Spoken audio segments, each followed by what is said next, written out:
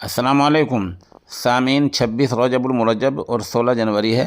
خبر کا عنوان ہے کیا امریکہ نے ایران پر حملہ ٹال دیا ہے۔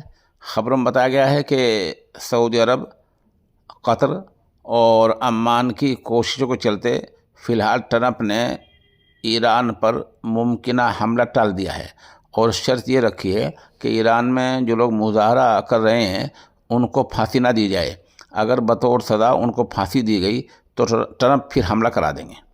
بتا دیں کہ کچھ دن پہلے ایران کی سپریم کورٹ نے یہ وارننگ دی تھی، دھمکی دی تھی کہ اگر مظاہرین نہیں مانتے ہیں تو جو پکڑے جائیں گے ان کو بطور سزا کے پھانسی پر لٹکایا جا سکتا ہے۔ یہی بات اب ٹرمپ نے آڑ لی ہے اور تیسرا قطر اور عمان اور سعودی عرب کی کوششوں سے فی الحال جنگ کا خطرہ ٹل گیا ہے۔